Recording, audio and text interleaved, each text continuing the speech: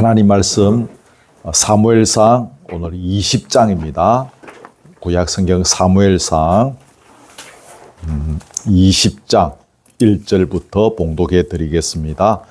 제 성경은 구약 성경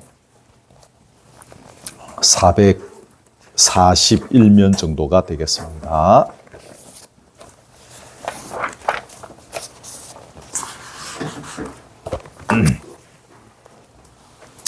사무엘상 20장 1절부터 11절까지만 제가 찾으신 줄 알고 봉독해 드리겠습니다. 다윗이 라마나요드에서 도망하여 요나단에게 이르되 내가 무엇을 하였으며 내 죄악이 무엇이며 네 아버지 앞에서 내 죄가 무엇이기에 그가 내 생명을 찾느냐. 요나단이 그에게 이르되 결단코 아니라 네가 죽지 아니하리라. 내 아버지께서 크고 작은 일을 내게 알리지 아니하고는 행하지 아니하나니 내 아버지께서 어찌하여 이 일은 내게 숨기리요 그렇지 아니하니라. 다윗이 또 맹세하여 이르되 내가 네게 은혜 받은 줄을 네 아버지께서 밝히 알고 스스로 이르기를 요나단이 슬퍼할까 두려운즉 그에게 이것을 알리지 아니하리라 함이니라. 그러나 진실로 여호와의 살아계심과 네 생명을 두고 맹세하노니 나와 죽음의 사이는 한 걸음뿐이니라.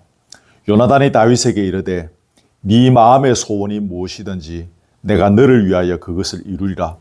다윗이 요나단에게 이르되 내일은 초하루인즉 내가 마땅히 왕을 모시고 앉아 식사를 하여야 할 것이나 나를 보내어 셋째 날 저녁까지 덜에 숨게 하고 네 아버지께서 만일 나에 대하여 자세히 묻거든 그때에 너는 말하기를 다윗이 자기 성읍 베들레헴으로 급히 가기를 내게 허락하라 간청하였사오니 이는 온 가족을 위하여 거기서 매년 제를 드릴 때가 됨이니이다 하라.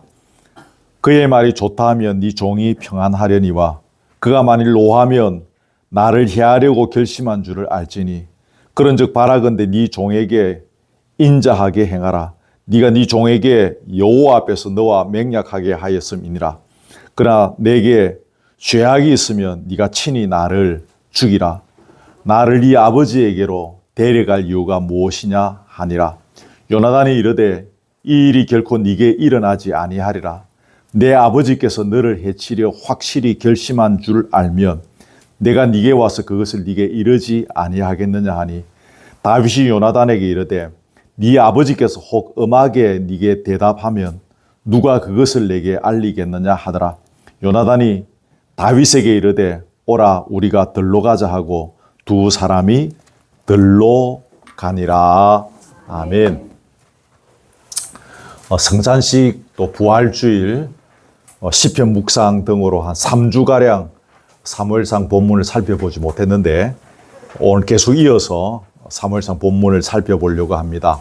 하나님께서 요나단이라는 걸출한 친구를 다윗에게 친구로 붙여주신 일들, 또 골리앗을 무너뜨리고 돌아오는 다윗을 온 나라 여인들이 칭찬한 일들 때문에 다윗에 대하여 사울이 엄청 시기하고 질투해서 그를 죽이려고 혈안이 된 일들, 이게 우리가 지금까지 살펴봤던 사무엘서 내용의 가장 최근에 뒷부분에 나오는 내용입니다.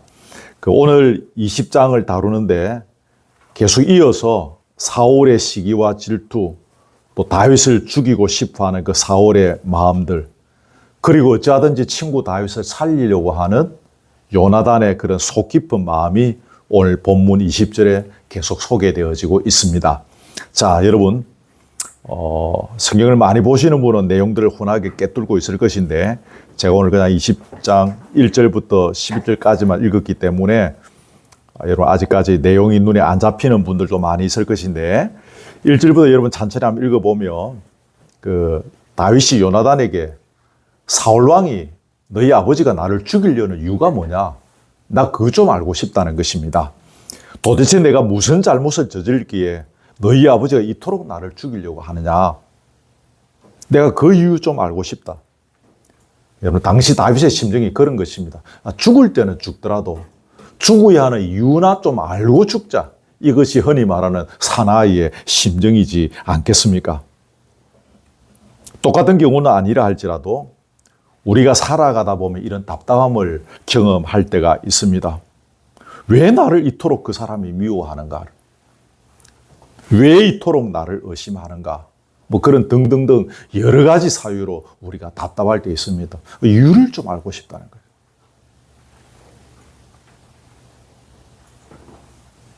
그러한 다윗의 요청에 대해서 요나단이 뭐라고 합니까? 우리 아버지 사울 왕이 너를, 다윗을 죽이려고까지 하는 것은 결코 아니다라는 것입니다. 그러면서 다윗을 안심시키려고 하죠. 이 세 번역 성경에 번역된 걸로 제가 이렇게 소개하면 그래서 자네를 죽이시다니 결코 그런 일이 없을 걸세. 우리 아버지는 큰 일이든지 작은 일이든지 다 나와 의논한다. 알리지 않고 하는 일이 하나도 없네. 그런데 우리 아버지께서 이런 일이라고 해서 나에게 숨기실 까닭이 무엇인가? 자네를 죽이려고 하는 일은 그런 일 절대로 그럴 리가 없어. 이렇게 안심을 시킵니다. 근데 다윗이 뭐라고 합니까? 나와 죽음 사이는 한 걸음밖에 되지 않네. 한 걸음이 얼마나 가깝습니까? 그죠? 나와 죽음 사이에 그만큼 지금 죽음이 가까이 왔다는 것입니다. 매우 심각한 상황을 말하는 것이죠. 그러다가 이제 요나단이 자기 아버지 사울왕의 진심이 무엇인지를 알게 됩니다. 사울왕은 요나단이 다윗과 단짝이 된 것에 대해서 심히 분노해서 그 요나단의 어머니까지 비난하고 그렇게 하면서 막 화를 냈습니다. 심지어 단창으로 요나단을 죽이려고 단창을 던지기도 했습니다. 아, 우리 아버지가 정말 다윗을 죽이려고 작정하셨구나. 다윗을 죽이려는 마음이 진심이구나. 이걸 요나단이 이제 알게 된 거죠. 이 사실을 알고 나니 요나단은 화가 치밀어 오르기도 하고, 그래서 그날 하루 종일 아무것도 먹지 못했습니다. 자기 생명같이 사랑하는 친구 다윗을 아버지가 죽이려고 한다는 사실이 슬펐고, 그리고 그 사랑하는 친구가 자칫 죽을 수 있다는 사실이 그를 슬프게 했던 것입니다. 그 다음날 아침에 요나단이 어린 종을 하나 데리고 들녘으로, 약속된 그 들녘으로 나갑니다. 다윗과 약속한 장소에 갔습니다. 약속한 대로 화살로 신호를 삼아서 쏩니다. 이제 이 신호가, 이 약속이 뭔가 하면 내가 화살을 쏘고 난 뒤에 그 어린 종에게 화살을 찾으러 보낼 것인데 화살이 네 이쪽에 있다 그러면 네 안심하고 너 돌아오너라. 화살이 네 앞쪽에 있다 그렇게 고함을 치거든 이것은 우리 아버지가 너를 죽이려고 마음먹은 줄 알고 빨리 네 갈 길로 빨리 도망가거라. 이런 약속을 앞에서 했거든. 당연히 요나단은 화살이 이렇게 네 앞쪽에 있다라고 그렇게 말했지 않겠습니까? 그죠? 그래 이제 이 어린 종은 이제 화살을 찾아서 왔겠죠. 그리고 어린 종은 이제 성으로 먼저 돌아가고 했습니다.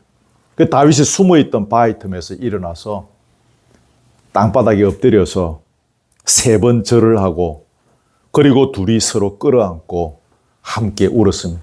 그 다윗이 더 서럽게 울었다. 본문은 그렇게 이야기합니다. 이게 20장 전체의 내용을 제가 지금 간추려서 짧게 이야기했습니다. 이 본문 통해서 하나님께서 오늘 저와 여러분에게 주시는 음성을 들으려고 합니다. 주목할 것은 먼저 22절인데 여러분 성경 22절을 눈으로 보십시오. 화살이 네 앞쪽에 있다 하거든 네 길로 가라. 여호와께서 너를 보내셨음이니라. 이런 구절이 있습니다. 이걸 여러분이 오늘 꼭 기억하셔야 되는데 그 22절 맞습니까? 22절이죠? 예. 화살을 쏜 후에 만일에 요나단이 어린 종에게 화살이 네 앞쪽에 있다는 것은 아까 뭐라고 그랬죠? 죽이는 것입니다. 아버지가 너를 죽이기로 완전히 마음먹었으니 너는 뭐 무조건 도망가라는 것입니다. 그 상황은 어떤 상황이 되는 겁니까? 우리 아버지가 다윗을 죽이기로 확실히 마음을 먹고 있다는 거죠. 내가 그걸 알았다는 거예요. 그래서 종에게 그렇게 말하게 되는 것입니다. 그렇게 되면 여러분 이 상황은 대단히 비극적인 상황이 되는 거죠. 단순히 애통하는 정도의 상황이 아니라 비통의 순간이 되는 것입니다. 여러분, 왕정시대에 왕이 신 하나 죽이는 것은 장난이지 않겠습니까? 그죠? 그것도 지금 죽이려고 마음을 대단히 돈독히 먹은 상태라면 뭐 이거는 10중 8구가 아니고 10에 10은 죽어야 하는 것입니다. 안 죽을 수가 없는 것입니다. 그러니 이제 사랑하는 친구 다윗의 목숨은 죽은 거나 다름이 없습니다. 비통의 순간이 되는 것입니다. 그 54단 훈련소에 저 안에 넣어놓고 그 머나먼 대구역까지 울면서 제 친구도 걸어갔는데 뭐 이렇게 친구가 생명까지 아끼는 친구가 지금 죽어야 되니 비통의 순간이 되는 것입니다. 여러분, 여기서 한 가지 주목할 것은 아까 22절 제가 여러분에게 같이 보게 했는데 거기에 무슨 말이 있습니까? 여호와께서 너를 보내셨음이니라. 이걸 여러분 죄송하지만 천국 갈 때까지 이 문맥을 기억하십시오. 이게 요나단의 말입니다.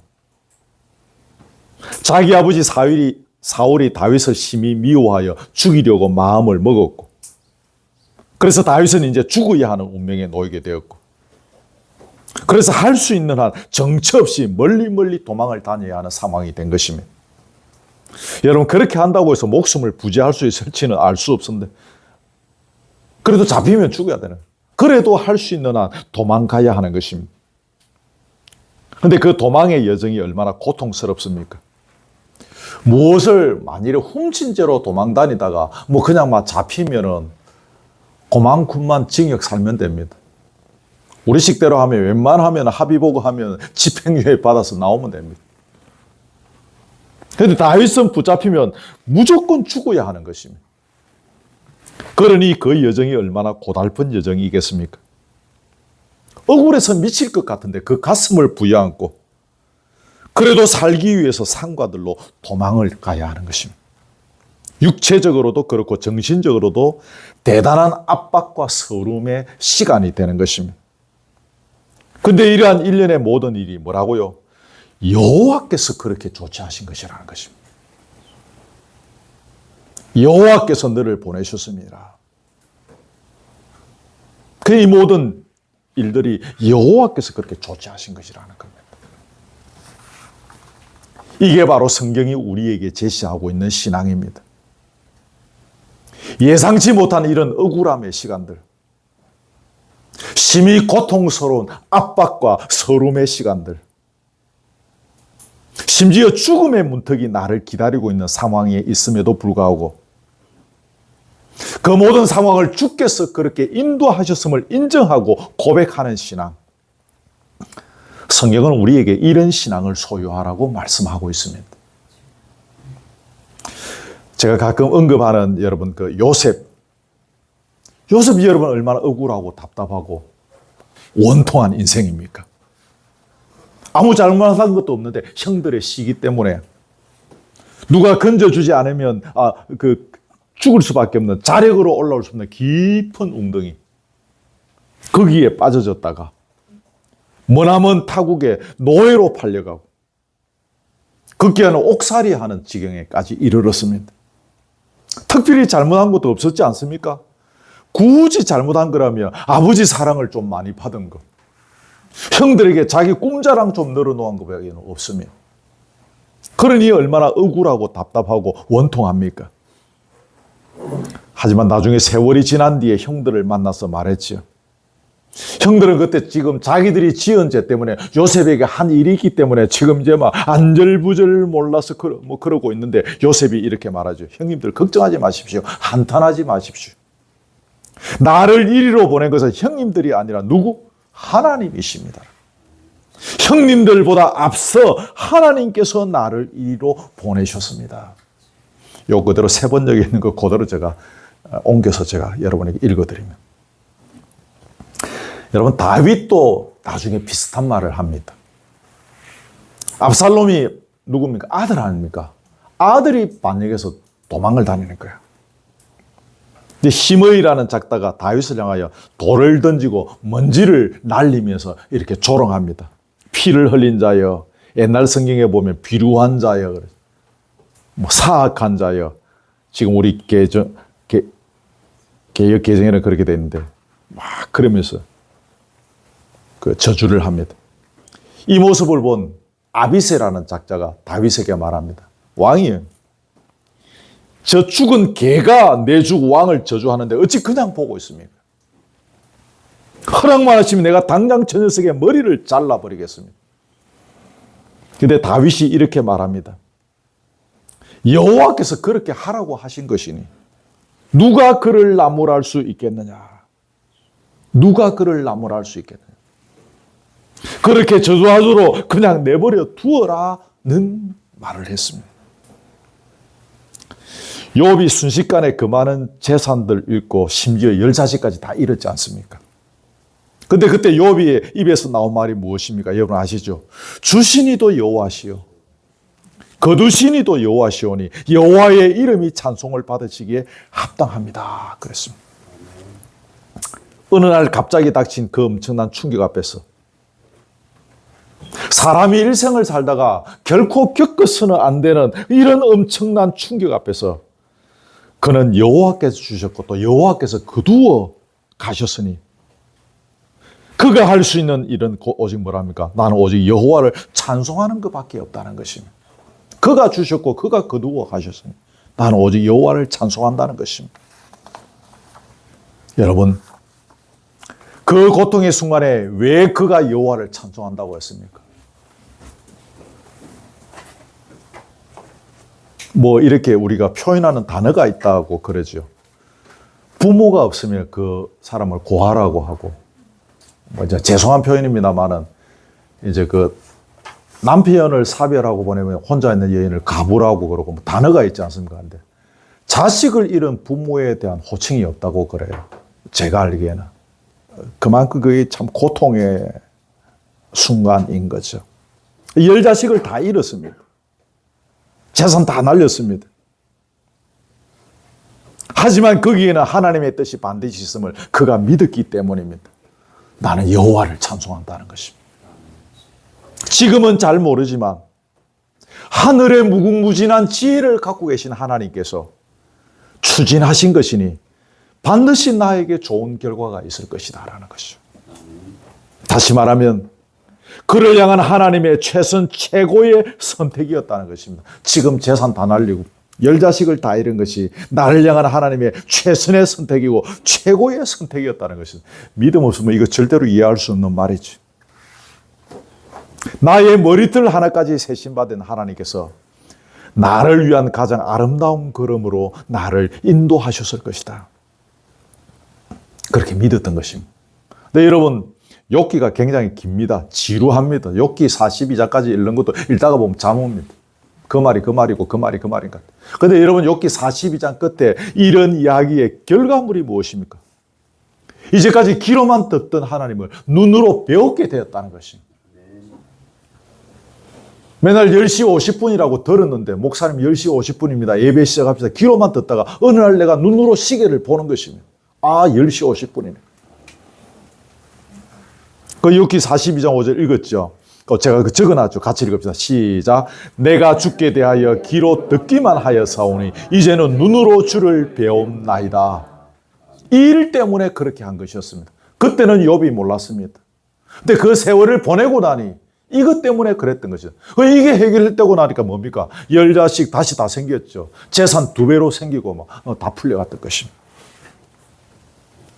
여러분, 그동안 저희의 입술을 통하여 전거되는 하나님 말씀을 귀로 듣다가 오늘 이 시간에 눈으로 하나님을 배우는 역사가 있기를 축복합니다. 네.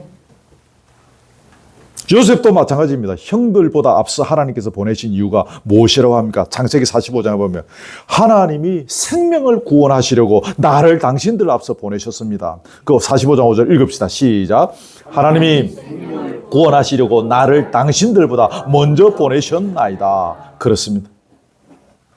하나님께서 생명을 구원하시는 일에 요셉을 사용하시려고 그런 억울하고 원통하고 분하고 답답하고 괴로운 인생을 준비하셨던 것입니다. 정확한 나이는 알 수 없는데 우리로 치면 한 16, 17 막 이런 그 시절인 것 같아요. 대략 이렇게 계산해 보면. 그때 아버지 심부름 이렇게 갔는데 형들이 그 녀석을 붙잡아가지고 그 자력으로 올라올 수 없는, 예전에 그것을 감옥으로 썼다고 합니다. 깊은 웅덩이들이 그 고대 근동 지방에는 이제 그런 것들이 있었는데, 이제 감옥이 우리처럼 교도소가 있는 것이 아니고 그때는 그런데 빠뜨려 갖고 못 올라오게 했다는 것입니다. 근데 요셉을 거기에 빠뜨린 것입니다. 그 여러분 기가 막히지 않겠습니까? 그 어린애가. 근데 이런 목적이 있었던 것입니다. 지난주에 인생의 의미와 목적에 대해서 우리가 살폈습니다. 이 땅에서 영혼을 잘 준비하는 인생이 되어야 한다라고 우리가 낱이 나누었습니다. 영혼을 잘 준비하는 인생이 그럼 무슨 인생입니까? 죽어가는 영혼을 살리는 일입니다. 우리 각자가 다른 은사를 가지고 있고 다른 직업과 다른 환경 속에서 살아가지만, 그렇게 살아가는 우리 각자의 모습을 통하여 결국에는 죽어가는 영혼을 살리는 열매를 맺는 것입니다. 이게 성경이 제시하고 있는 신앙인의 삶입니다. 하나님께서 이 일을 위하여 때로 우리가 전혀 예상하지 못한 길로 인도하시는 것입니다. 저와 여러분이 지금 여기서 이 언덕에서 이렇게 예배 드리고 있을 줄은 저도 알았겠습니까? 여러분도 알았겠습니까? 아무도 몰랐던 일입니다. 전혀 저와 여러분이 각자가 예상하지 못했던 일입니다. 그러나 여기 언덕에 모여서 우리가 예배자로 함께 모인 것은 넓은 의미에서 보면, 궁극적인 의미에서 보면 죽어가는 영혼을 살리는 열매를 거두라고 우리를 여기 모이게 하신 것입니다. 아멘. 요셉이 생명을 구원하는 일에 사용됨으로 인해서 아브라함, 이삭, 야곱의 가문으로 이어지는 그 명맥이 이렇게 이어가게 돼, 가문이. 그래서 그 가문에서 누가 태어납니까? 위대한 임금 다윗이 탄생하게 되어집니다. 그 다윗의 후손이 누굽니까? 메시아 예수 그리스도. 그분이 세상을 살리기 위해서 이 땅에 천한 사람의 몸으로 오셨고 십자가에서 죽으시고 부활하셨죠. 그래서 흑암의 그늘에서 허덕이던 저와 여러분을 살려주셨던 것입니다. 1차적으로는 요셉이 그 가정, 그 자기 식구들 70몇 명 그거 살리는 것이었죠. 더 넓게 보면 예수 그리스도로 말미암은 인류를 살리시기 위한 하나님의 계획이 그 요셉의 억울한 인생을 통하여 준비되어져 가고 있었다 그 말입니다. 지금 우리는 잘 알지 못할 수 있습니다. 내 인생이 왜 이렇게 흘러가고 또 이렇게 때론 괴롭고 답답하고 억울한 인생을 걸어가는데 이런 과정을 통하여 도대체 죽어가는 영혼을 어떻게 살릴 수 있단 말인가요? 이렇게 지금 힘들고 어렵고 괴로운 인생을 걸어가는데 의문이 들 수 있습니다. 그런데 여러분 이 의문을 굳이 지금 풀어보려고 할 필요가 있습니다. 정목사에게 물어봐도 그런 거 대답 못합니다. 알 수 없습니다. 그저 지금 주어진 삶에 최선을 다하는 것입니다. 기억하십시오. 주어진 삶에 최선을 다하는 것입니다. 요셉 이야기 잠깐 했지만 억울하게 끌려왔습니다. 근데 그는 주어진 삶에 최선을 다했습니다. 종으로 팔려간 그 집에서 열심히 자기 일을 잘했습니다. 그 큰 집에 가정총무로 발탁이 됐습니다. 주인의 아내 외에는 모든 걸 알아서 다 관리해도 될 정도로 주인의 신임을 받았습니다. 그만큼 열심히 살았다는 겁니다. 그리고 하나님의 사람으로서 믿음도 지켰습니다. 주인집 하나님이 유혹했지만 절대로 넘어가지 않았습니다. 그래서 억울하게 옥살이하게 됐지만 재반 사무를 그 간수장이 요셉에게 다 일임했다는 것을 보면 요셉이 그 감옥 안에서도 얼마나 신실하게 살았는지를 충분히 추정해 볼 수 있습니다. 우리나라도 지금 교도소에 들어가면 성실하게 잘 사는 사람은 그 일찍이 이렇게 계산해서 빨리 내 보내주는 거죠. 그 안에서 잘하면 그 안에서 이제 우리 학교로 치면 옛날에 선노부 같은 그런 조직이 있습니다. 그래서 성실하게 사는 사람들. 그래서 완장차고 그 안에서 이제 이렇게 일 안 하고 이제 그렇게 뭐 지도하고 관리하는 일들, 이제 그런 일들을 하게 하죠. 교도관들의 인정을 받으면 그런 일들을 하고, 그래서 나중에 이제 이렇게 8.15 특사로 나오고 이제 그렇게 하기도 하죠. 여러분, 예수 그리스도로 말미암은 복음의 중요한 특징적 요소는 주부에 적어놔서 그냥 하나님 나라입니다. 복음의 아주 중요한 특징적 요소가 하나님 나라입니다. 하나님의 나라가 그분의 초림으로 인하여 도래하게 된 것은 복음 중에 복음입니다. 그런데 그 하나님 나라의 중요한 특징적 요소는 무엇입니까? 하나님께서 주인이 되시고 왕이 되셔서 통치하고 다스리시는 나라라는 것입니다. 그러면 여러분, 하나님께서 주인이 되시고 왕이 되셔서 통치하시는 나라의 중요한 특징적 요소는 또 뭡니까? 그것은 다시는 목이 마르지 아니한 곳이라는 겁니다. 갈증이 없는 나라라는 것입니다. 이걸 다른 말로 하면 진리 안에서 자유를 누리는 나라라는 거죠. 진리 안에서 자유를 누리는 나라는 곧 자족하는 나라입니다. 주부에 다 있습니다. 그래서 사도 바울이 가르쳤던 중요한 신앙의 요소가 뭡니까? 감사하고 기쁨이 넘치고 주 안에서 찬양하는 삶을 살아가는 것입니다. 왜냐하면 하나님 나라의 백성은 주 안에서 자족하는 인생을 살기 때문입니다. 그래서 찬양하고 감사하고 기뻐하는 것입니다. 이걸 다르게 표현하면 어떻게 표현할 수 있겠습니까? 하나님은 전지하십니다. 두 번째는 우주 만물의 모든 것을 자기 마음대로 계획하신 대로 조정하시고 이렇게 동원하실 수 있는 전능자이십니다. 세 번째는 그 모든 것의 소유자이십니다. 주인입니다. 그러기에 그분은 우리에게 가장 알맞은 인생길을 열어가고 계심을 우리는 믿는 것입니다. 이게 뭡니까? 자족하는 신앙인 것입니다. 감사하고 기쁨이 넘치고 찬양이 넘치는 삶인 것입니다.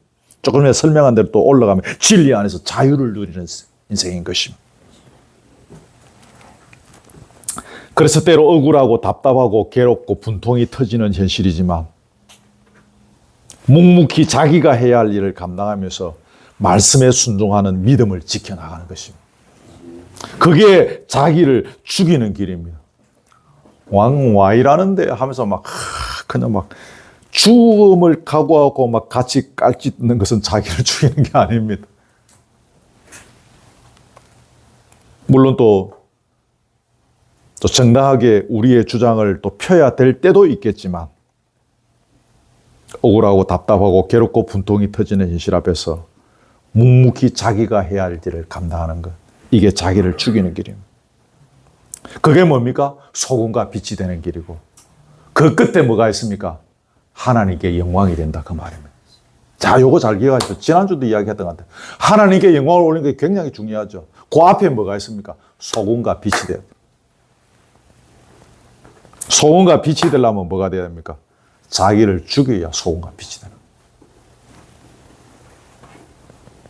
그리스도인은 하나님 나라의 백성은 그렇게 살아가는 것입니다. 믿음의 사람은 그렇게 살아가면 행복하게 되어 있습니다. 행복이라는 단어가 오늘 나왔습니다. 믿음의 사람이 그렇게 살아가면 행복하게 되어 있습니다.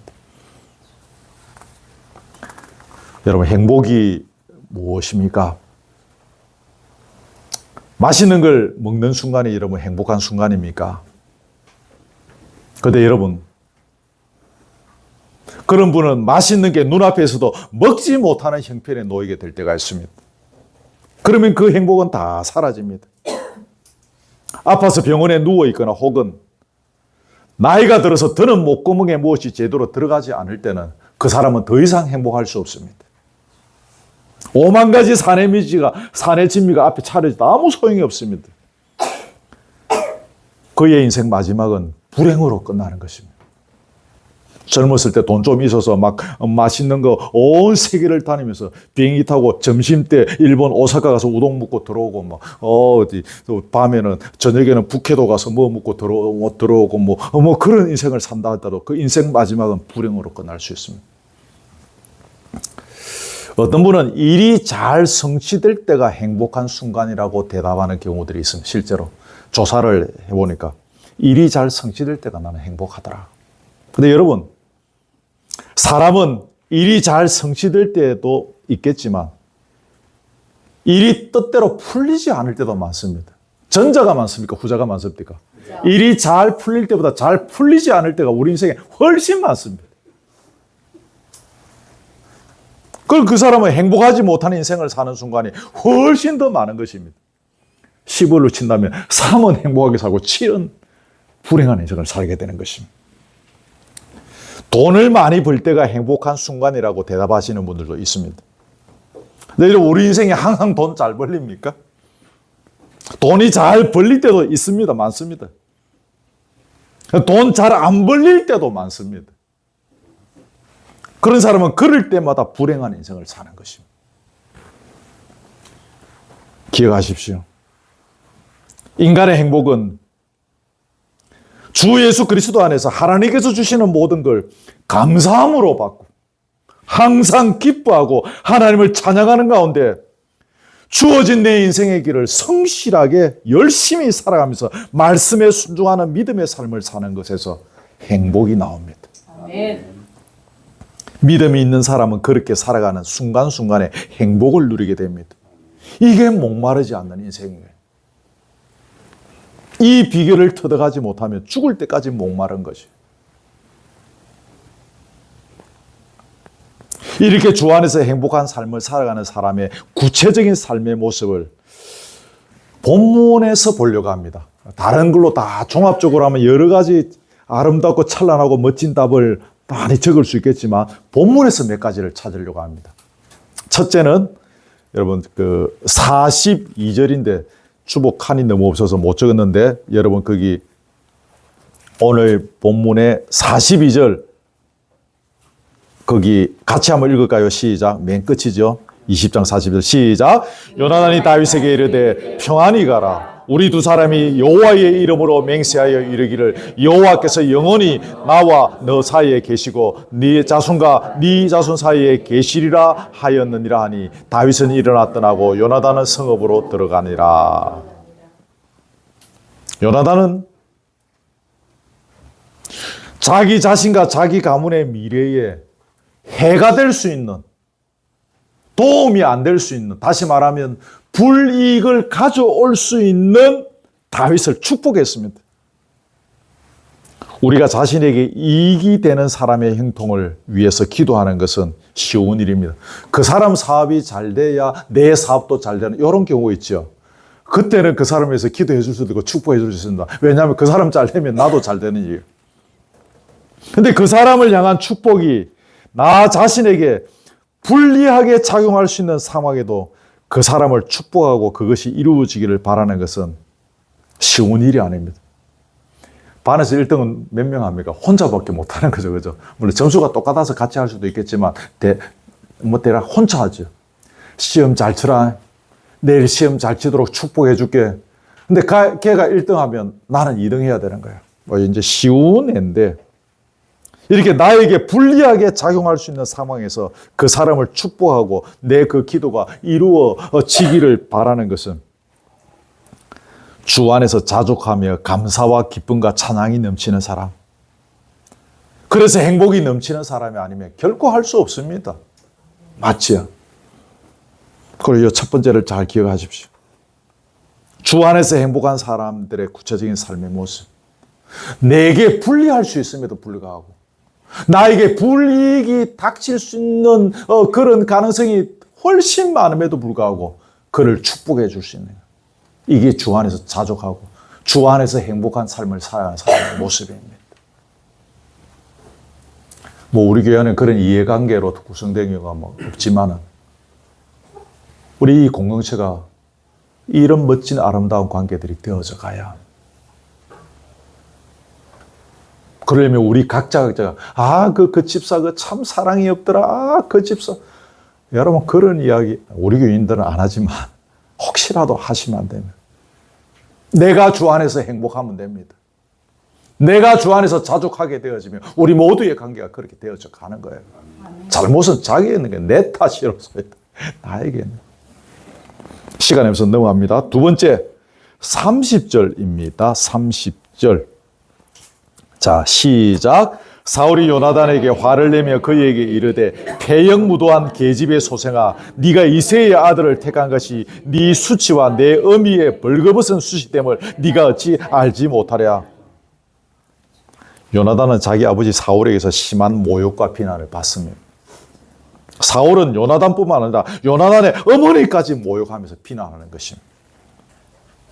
이런 표현은 고대 근동에서 극도의 정오와 분노를 나타내는 가장 격렬한 감정의 표현이라고 합니다. 우리나라도 마찬가지죠. 서자 나를 향하여 저 사람이 막 비난하고 저주하고 막 욕하는 것은 막 그런 대로 막 참기도 하는데, 우리 아버지, 우리 엄마 욕하는 것을 우리가 참습니까? 못 참잖아요. 저희들 고등학교 시절만 해도 그 선생님이 거의 하늘 수준이지 않습니까? 근데 우리 반에 어떤 아이가 영어 시간이 있는데 그 선생님이 그 아이 아버지에 대해서 나쁜 말을 한 거예요. 마침 그 아이 아버지가 돌아가신 지가 얼마 안 됐어요. 초장 치고 온 지 얼마 안 됐는데 이분이 또 화가 나니까 그랬잖아요. 그 아이라는, 야 이놈아, 너가 애비가 그렇게 가르치더냐? 그렇게 말했어요. 이 유튜브로 나오니까 이름이 이야기하는데 그 변아무의 그 친구가 거기 그 책상에 앉았다가 뛰쳐나가서 그 선생님에게 격렬하게 저항했습니다. 왜 돌아가신 우리 아버지를 모욕하느냐고. 여러분도 똑같습니다. 저도 그런 경험이 있습니다. 우리 어머니 에게 나쁜 말 아니라 옛날에 전도사님 시절까지 해도 제가 용서할 수 없었어요. 누구든 막 그냥 끝을 내버려야 돼요. 자기 어머니를 저주하는 거예요. 심지어 요나단을 죽이려고 했으면 단창을 던져. 보통 사람 같았으면 아무리 어려운 일을 위해서 하더라도 이런 부당한 모욕과 비난을 견뎌내기 힘들었을 것입니다. 세상을 살다 보면 이런 부당한 일을 당할 때가 있습니다. 일방적인 공격을 당하기도 하고 익명성을 이용한 무책임한 비난의 말을 듣기도 합니다. 요즘 막 그 SNS 요즘 그런 식으로. 그래갖고 그 유명한 채모 그런 그 배우들 스스로 뭐 그것 때문에 괴로워서 죽고 그러지 않습니까? 근데 여러분, 이런 상황에서 상대방과 동일한 방식으로 반응하게 되면 그 갈등과 상처는 걷잡을 수 없이 커지면, 네가 그랬지, 나도 한번. 그러면 이 걷잡을 수 없는 갈등이, 여러분, 부당한 비난을 당할 때 가장 큰 방어막은 거기에 대응하기보다는 하나님께 그 상황을 철저히 의탁하는 것입니다. 요거 기억하십시오. 우리의 진심을 알고 그것을 변호하고 상황을 바꿔줄 수 있는 분은 오직 하나님뿐이신 거죠. 그래서 요나단은 다윗과 헤어져야 하는 상황에 뭐라고 합니까? 여호와께서 영원히 너와 나 사이에 계실 것이다. 네 자손과 내 자손 사이에 여호와께서 영원히 계실 것이다. 이 말은 무슨 말입니까? 이 모든 걸 하나님께서 다 알고 계시니 하나님께 다 맡기겠다는 것입니다. 이렇게 억울하고 답답하지만, 너도 억울하고 답답하지만 이유도 없이 우리 아버지한테 이런 고통을 당하고 있잖아. 하나님께서 다 알고 계시니 하나님께 맡기자는 거죠. 하나님께서 풀어주시고 하나님께서 해결해 주실 것을 믿는 것입니다. 이것이 자족하는 신앙인의 모습인 것입니다. 감사와 기쁨이 넘치는 찬양하는 자의 삶의 모습인 것입니다. 세 번째입니다. 34절이죠? 4절 읽읍시다. 시작. 심히 노하여 식탁에서 떠나고 그 달의 둘째 날에는 먹지 아니하였으니 이는 그의 아버지가 다윗을 욕되게 하였으므로 다윗을 위하여 슬퍼함이었더라. 여기 심히 노했다 그랬습니다. 왜요? 죄 없는 그 깨끗한 사람 다윗을 아버지가 죽이려고 한다는 사실이 분하고, 또 죄 없는 친구 다윗이 자기 아버지 사울의 미움을 받는 것이 마음이 아팠던 것입니다. 그래서 심히 노했습니다. 그리고 식사하지 못할 정도가 되었습니다. 그 슬픔과 분노가 밥을 목구멍으로 넘기지 못할 정도로 쓰라린 것이었어요. 밥이 안 넘어가는 것입니다. 여러분, 주 안에서 자족하며 감사하며 기뻐하며 찬양하며 살아가는 자는 매사에 무조건 기뻐하고 무조건 찬송하고 그렇게 하는 것은 아닙니다. 이 말을 잘 들으십시오. 주 안에서 맺어진 사랑하는 교우가 때로 이처럼 억울함을 겪고 죽음의 문턱을 넘나들고 있을 때 그냥 있지 않는다 그 말입니다. 이럴 때 목구멍에 밥 하나 넘기지 못할 정도로 같이 슬퍼하고 울어주고 분노하는 것입니다. 이게 자족할 수 있는 자. 내가 받은 은혜가 너무 많아서 그 은혜를 이웃에게 나누어 주는 것이지 않습니까? 그때 그 나누어 주는 은혜는 이웃에게 뭐가 됩니까? 위로가 되는 것입니다. 사도 바울은 우리가 하나님으로부터 받은 위로를 이웃에게 나누어 주는 사람이 되라고 했습니다. 앞에서 단락에서 말씀드렸죠. 그 사람이 그렇게 억울함을 겪었다고 해서 내가 그 사람 대신 그 사람이 성격이 좀 이렇게 유순하니까 내가 대신 갚아주겠다. 그게 아니라 그 사람이 다가오는 생활을 같이 가슴 아파하고 같이 힘들어하고 밥알을 넘기지 못할 정도로 함께 고통해야 하는 것. 이게 그 사람에게 위로가 된다. 그 말입니다.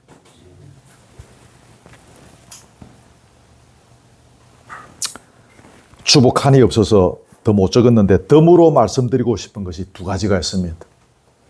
첫째는 뭔가 하면 다윗에게 있어서 요나단은 하나님께서 그의 생명을 보호하시기 위해 보내주신 생명의 수호자였습니다. 그런 의미에서 하나님 안에서 우정을 나누게 된 친구들은 서로의 영적 생명이 성장하고 풍성해지도록 기도하며 격려하고 살펴야 하는 것입니다. 서로가 그리스도의 장성한 분량이 이르도록 함께 협력하는 관계가 되어야 하는 것입니다. 여러분 거기 에베소서 4장 13절만 기록하십시오. 에베소서 4장 13절. 제가 그거 읽어드릴게요. 우리가 다 하나님의 아들을 믿는 것과 아는 일에 하나가 되어 온전한 사람을 이루어 그리스도의 장성한 분량에 충만한 데까지 이르리니. 맨 앞에 뭐가 있습니까? 우리가. 나 혼자, 내 가정만, 우리 부부만이 아니라 뭡니까? 우리 모두가, 우리 18명, 19명, 우리 모두가 함께 그리스도의 장성한 분량이 충만한 데까지 이르리니 서로가 영적 생명의 수호자인 것입니다. 서로가 영적 생명이 성장하고 풍성해지도록 기도하며 격려하고 살피는 존재인 것입니다. 아멘. 덤으로 생각할 것 두 번째, 요거 이야기가 마칩니다. 우리같이 냄새나는 죄인들을 친구 삼으시려고 하늘나라의 황태자신 예수님께서 이 땅에 사람의 몸으로 오셔서 십자가에 달리시고 우리의 친구가 되어주셨습니다. 그분은 늘 변함없는 우리의 신실한 친구이십니다. 그분은 우리의 연약함을 모두 체휼하셨기에 우리의 속사정을 다 헤아리시는 분이십니다. 요나단과 다윗 사이에 비밀이 있었듯이 뿅 서갖고 하사리 네 앞에 있다, 여기 있다, 저기 있다라고 그 한 약속은 둘이밖에 모르며 둘이만 알고 있는 비밀입니다. 마치 이 비밀처럼 예수님과 우리의 영원한 친구이신 예수님과 영적인 비밀을 나누는 아름다운 교분을 즐겨야 할 것입니다. 아멘. 요한복음 15장 15절에 보면 간단하게 줄여서 말하는 거죠. 내가 너희에게 숨길 게 뭐 있느냐? 나는 내 아버지께 들은 것을 너희에게 알게 하였습니다. 친구이신 예수님과 우리 사이에는 비밀이 없는 것입니다. 요나단과 다윗 사이에 둘만이 갖고 있는 비밀이 있었던 것처럼 예수님과 우리 사이에 그런 비밀의 세계가 있는 것입니다.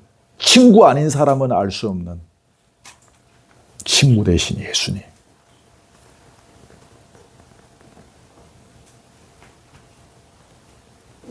이 신실하신 친구 되신 예수님, 우리의 친구로 오셨으니 이 예수님 손잡고 우리 또한 자족하는 사람으로서 늘 감사하고 기쁨이 넘치고 찬양하는 자로서 하나님의 섭리를 인정하고 최선을 다하여 주어진 인생의 걸음을 걸어가는, 그러면서 평안을 누리는, 그러면서 진리 안에서 자유하는 것이 무엇인지를 아는 복된 세월 되기를 주의 이름으로 축복합니다. 아멘. 아멘. 찬송하겠습니다. 찬송가 92장입니다. 92장.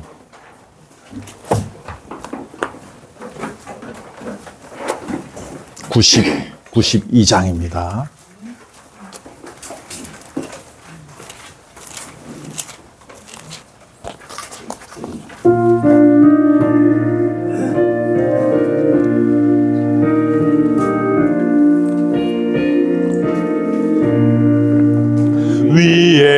죄 나의 친구 그의 사랑 지극하다 이는 예수 그리스도 나의 구주 나의 친구 사랑하는 나의 친구 늘 가까이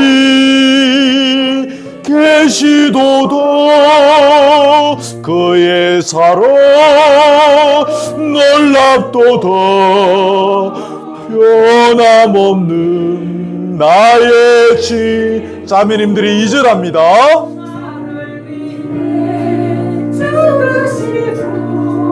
나를 구원하셨으니 기쁨으로 경배하며 찬양하리 나의 친구 같이 합니다. 사랑하는 나의 친구 늘 가까이 계시도다 그의 사랑 놀랍도다 변함없는 나의 친 형님들이 3절 합니다.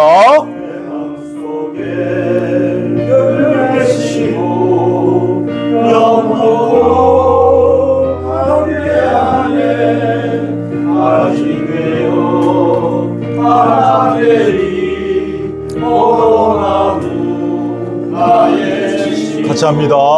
사랑하는 나의 친구 늘 가까이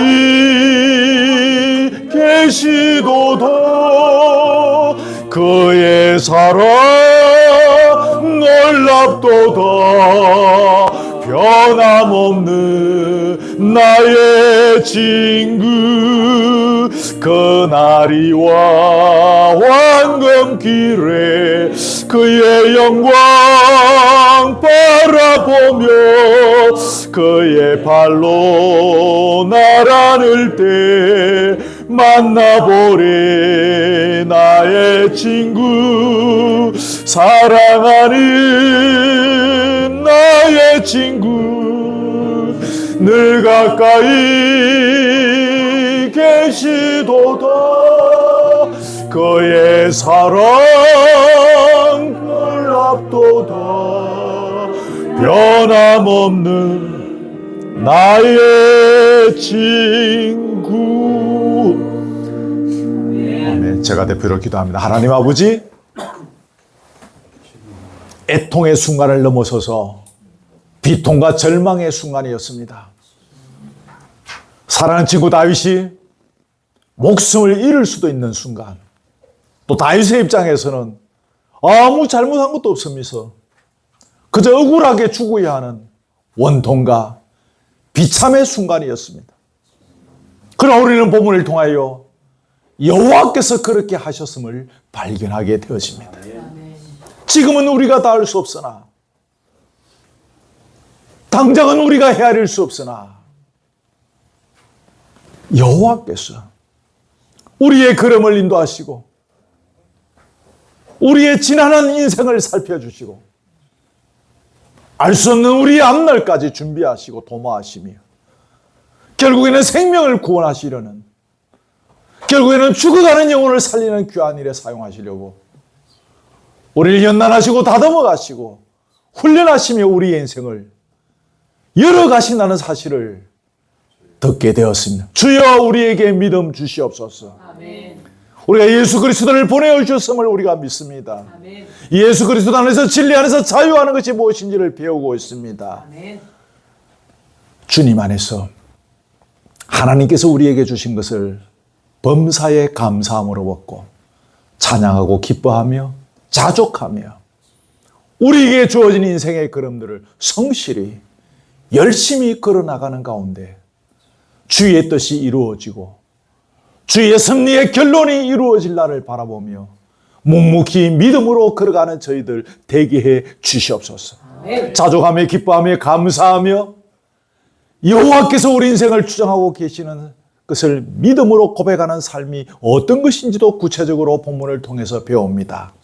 더 많은 것들을 우리가 헤아릴 수 있도록 우리에게 성령의 충만함 주셔서 우리에게 지혜의 마음을 주셔서 우리의 삶의 현장에 지혜롭게 잘 적용하고 더 깊이 발견하는 가운데 진리 안에서 자유하며 범사에 감사하고 기뻐하고 여호와 하나님을 찬양하는 자의 모습들을 우리 살아생전에 표현하고 나타내며 그래서 소금과 빛이 되며 주님께 영광을 올려드리는 귀한 열매 맺어갈 수 있도록 인도해 주시옵소서. 아멘. 귀한 예물 주님 앞에 드립니다.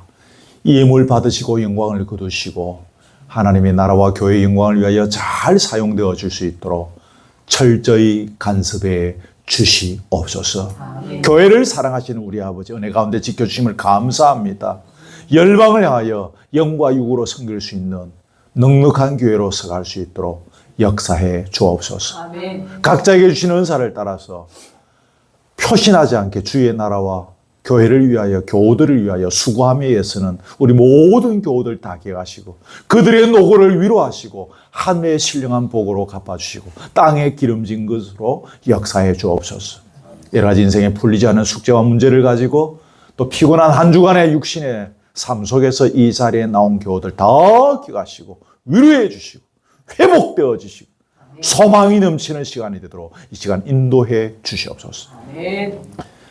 교제의 자리에 함께 하시고 악한 사탄마귀 틈타지 않게 하시며 먹고 마시는 우리의 이 교제의 자리를 통하여 회복이 있는 자유함이 있는 눈물이 닦이움을 얻는 위로함을 얻는 그런 신령한 자리 되게 해 주시옵소서. 아멘. 예수 그리스도의 은혜와 하나님의 사랑과 성령의 교통하심이 지금은 비록 억울할 수도 있고 답답할 수도 있고 원통할 수도 있고 이유를 알 수 없는 어떤 것 때문에 우리가 서러움의 시간을 보낸다 할지라도 반드시 여기에는 놀라운 하나님의 뜻과 계획과 섭리가 있음을 믿고 생명을 구원하시려는 일에 죽어가는 영혼을 살리시는 귀한 일에 우리를 사용하여 서시려는 하나님의 계획이 있음을 믿고 믿음으로 말씀에 순종하며 우리에게 주어진 은사를 따라서 묵묵히 이 삶의 현장을 걸어가기를 원하는 사랑 우리 교우들 머리 위에 지금부터 영원토록 함께 있을지어다. 아멘. 아멘.